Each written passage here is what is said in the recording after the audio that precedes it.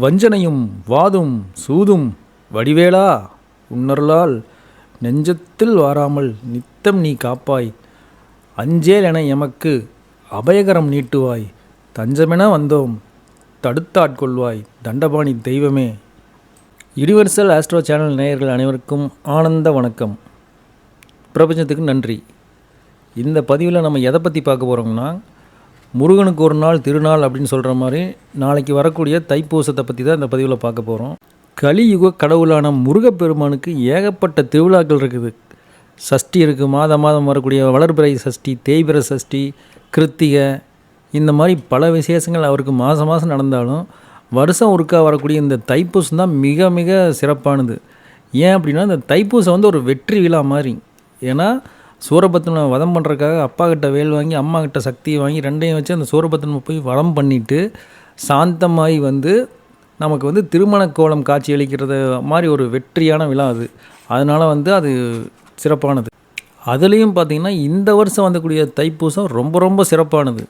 எப்பயுமே பார்த்திங்கன்னா பூச நட்சத்திரம் ஒரு நாளும் பௌர்ணமி கொஞ்சம் முன்ன பின்ன வந்து இது முடிகிற டைமில் அது ஆரம்பிக்கும். இல்லைன்னா அது கொஞ்சோண்டு கேப்பில் இருக்கிற மாதிரி இருக்கும். ரெண்டும் மாறி ஒரு குழப்பமாக இருக்கிற மாதிரி இருக்கும். இந்த வருஷம் பார்த்திங்கன்னா ரெண்டும் பௌர்ணமியும் பூசமும் ரெண்டும் ஒரே நாளில் ஸ்டார்ட் ஆகுது.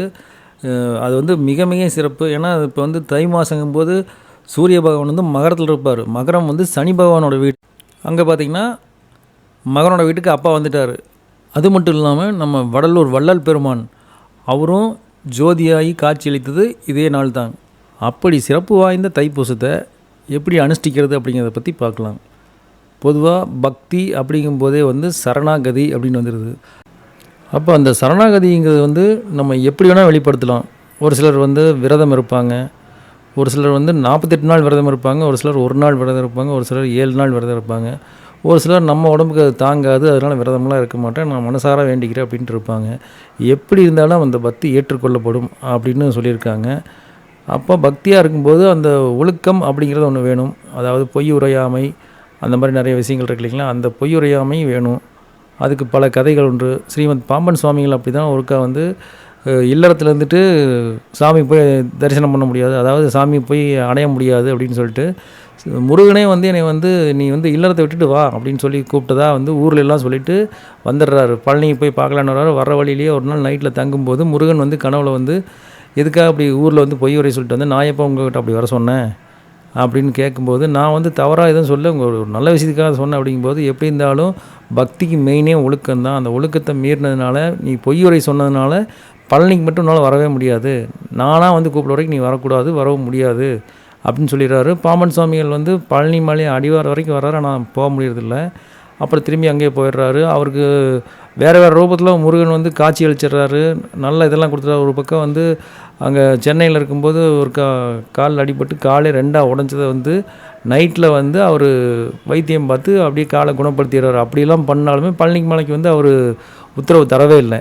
கடைசி வரைக்கும் அவர் பழனி மலைக்கு வராமே போயிட்டார். இருந்தாலும் பாம்பன் சுவாமிகள் இந்த சண்முக கவசம், குமாரஸ்தவம் இது போன்றதெல்லாம் பார்த்திங்கன்னா சாமிகிட்ட நம்மளை அப்படியே நெருக்கமாகவே கொண்டு போய் காட்டுற மாதிரி ரொம்ப அழுது வேண்டுற மாதிரி ஒரு விஷயங்கள்லாம் அதில் இருக்கும். அதனால் அப்போ நம்மளால் விரதம் இருக்க முடியலன்னா ஒன்றும் பிரச்சனை இல்லை. விரதம் இருக்கிறதுக்கு உண்டான பலன்கள் தர மாதிரி நிறைய விஷயங்கள் இருக்குது. இப்போ முருகர் பெருமாள் மேலே எழுதப்பட்ட கந்த சஷ்டி கவசம், கந்த குரு கவசம், கந்தர் அனுபூதி, கந்தர் அலங்காரம், திருமுருகாற்றுப்படை, திருப்புகழ், கந்தர் களி வெண்பா, வேல்மாறல், வேல் விருத்தம், வேல் வழிபாடு, இப்படி ஏகப்பட்டது இருக்குது. இது எதையாவது அந்த அன்னைக்கு ஃபுல்லாக பாராயணம் பண்ணாவே போதும், நீங்கள் வந்து அங்கே விரதம் இருந்த பலன் அப்படியே நமக்கு வந்து கிடச்சிரும். அதே மாதிரி ஒரு சிலர் வந்து விரதங்கள் இப்படி இருப்பாங்க, ஒரு சிலர் காவடி எடுப்பாங்க. காவடி எடுக்கிறதுல வந்து மிகப்பெரிய ஒரு மகத்துவம் ஒழிஞ்சிருக்கு. அதை வந்து விரதம் இருக்கணும், குறிப்பிட்ட நாளில் இருந்து ஒரு குறிப்பிட்ட விரதத்திலிருந்து எந்தெந்த இதுக்காக எப்படி இருக்கணுமோ அந்த மாதிரி இருக்கணும். அதில் பார்த்திங்கன்னா அந்த காவடிகளுக்கு ஒவ்வொன்றுக்கும் ஒவ்வொரு விஷயங்கள் இருக்குது. காவடியில் பார்த்திங்கன்னா பன்னீர் காவடி. இப்போ மனநலம் சம்மந்தப்பட்ட பிரச்சனைகள் ஏதாவது இருந்ததுன்னா அவங்க வந்து பன்னீர் காவடி எடுக்கலாம். பன்னீர் காவடி எடுக்கிறதுனால வந்து இந்த மனநலம் சம்மந்தப்பட்ட பிரச்சனைகள் பாதிப்புகள் நீங்கிடும். அப்புறம் பார்த்திங்கன்னா சர்க்கரை காவடி அப்படின்னு சொல்லுவாங்க. குழந்தை பாக்கியம் இல்லாதவங்களாம் சர்க்கரை வந்து காவடி எடுப்பாங்க, சர்க்கரை காவடின்னு சொல்லுவாங்க, அதை எடுப்பாங்க. அப்புறம் ரொம்ப ரொம்ப கஷ்டமாக இருக்குது அப்படிங்கிறது வந்து அன்னக்காவடி. அதை எடுத்தோம்னா நம்மளோட கஷ்டங்கள் வறுமைகள் நீங்கிடும். அதே மாதிரி தோல் வியாதி இல்லை சருமத்தில் வரக்கூடிய எல்லா வியாதியாக இருந்தாலுமே அதுக்கு ஒரே தீர்வு பார்த்திங்கன்னா இளநீர் காவடி. இளநீர் காவடி எடுத்திங்கன்னா சருமத்தில் வரக்கூடிய அதாவது உடம்புல வரக்கூடிய வியாதிகள் எல்லாமே குணமாயிரும். அதே மாதிரி நிறைய பேர்த்துக்கு கல்யாணம் ஆகாமல் இருக்கும். அந்த கல்யாணம் ஆகிறது இல்லை திருமண தடை அந்த மாதிரி விஷயங்களுக்கு வந்து அலங்கார காவடின்னு ஒன்று இருக்கும். அதை எடுத்திங்கன்னா திருமண தடை நீங்கிரும். அதுக்கப்புறம் நம்மளுக்கு வந்து ஒன்றுமே சொல்ல முடியாமல் பில்லி சூன்யம் அப்படின்னு ஏதாவது நடக்குது, ஏவல் அந்த மாதிரி விஷயங்கள தான் இருக்குது, நமக்கு ஒன்றும் சரியில்லை அப்படிங்கும்போது வந்து அக்னி காவடி எடுக்கலாம். அக்னி காவடி எடுத்திங்கன்னா பில்லி சூன்யம்லாம் குறைஞ்சிரும். அப்புறம் வயிறு சம்மந்தப்பட்ட பிரச்சனைகள் அந்த மாதிரி விஷயங்களுக்கு வந்து பார்த்திங்கன்னா கற்பூர காவடி. அப்புறம் குழந்தை வரம் வேணும் அப்படிங்கிறதுக்கு வந்து சர்ப்ப காவடி எடுக்கலாம். முக்கியமாக வந்து வாழ்க்கையில் வெற்றி கிடைக்கணும்னா மஞ்சள் காவடி. அப்புறம் எதிரிகள் நமக்கு இருக்கக்கூடாது, இல்லை எதிரிகள் தொல்லை ரொம்ப இருக்குது அப்படிங்கும்போது வந்து சேவல் காவடி எடுக்கலாம். எடுத்த காரியம் நினச்சது நடக்கணும், எடுத்த காரியம் வெற்றி பெறணும் அப்படிங்கும்போது வந்து புஷ்ப காவடி எடுக்கலாம். அப்புறம் உயிர் பிழைச்சி அதாவது ஏதாவது ஒரு நோயினால் வாட்டமாகி ரொம்ப கஷ்டப்படுறவங்க வந்து உயிர் பிழைச்சிட்டாங்க அப்படின்னா அவங்க வந்து தேர்காவடி எடுக்கலாம். அது எதுக்காகனா உயிர் பிழைச்சதுக்கு வந்து நன்றி சொல்கிற விதமாக எடுக்கிறது தேர்காவடி. அப்புறம் கோர்ட்டு கேஸு வம்பு வழக்கு அந்த மாதிரி விஷயங்கள்லேருந்து நமக்கு சாதகமான தீர்ப்பு கிடைக்கணும்னா மச்ச காவடி எடுக்கணும். அதே மாதிரி நம்ம குடும்பத்தில் இல்லறத்தில் இன்பம் கிடைக்கணும் அப்படின்னா மயில் காவடி எடுக்கணும். தொழிலில் லாபம் வேணும், தொழில் மேன்மேலும் வளரணும் அப்படின்னா பழக்காவடி எடுக்கணும். எதிரிகள் நம்ம பார்த்து நம்மகிட்ட வந்து வராமல் இருக்கணும், எதிரிகள் நமக்கு பிரச்சனை தராமல் இருக்கணும்னா வேல் காவடி எடுக்கணும். நம்முடைய துன்பங்கள் துயரங்கள் தெரிந்தும் தெரியாமலும் செய்த பாவங்கள் மட்டும் இல்லாமல் புண்ணியம் இன்பம் எல்லாத்தையும் நம்ம ஒன்றா எடுத்து சுமந்துட்டு கொண்டு போய் முருகனோட காலடியில் வச்சிடறோம். அதுதான் அந்த காவடி.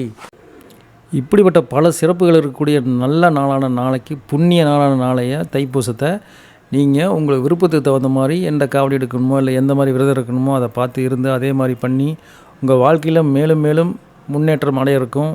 இந்த இதுவரைக்கும் இருந்த கஷ்டங்கள் துன்பங்கள் துயரங்கள் எல்லாமே சுத்தமாக விலகி நீங்களும் உங்கள் அன்பு குடும்பமும் சந்தோஷமாகவும் நிம்மதியாகவும் இருக்க அந்த கந்த கடவுளை வேண்டிக்கிறேன். இந்த வருஷம் இந்த தைப்பூசத்துலேருந்து உங்கள் வாழ்க்கை ரொம்ப சிறப்பாகவும் ஆனந்தமாகவும் மகிழ்ச்சியாகவும் சந்தோஷமாகவும் ஆரம்பிக்கிறதுக்கு அந்த கந்த கடவுளை வேண்டிக்கிறேன்.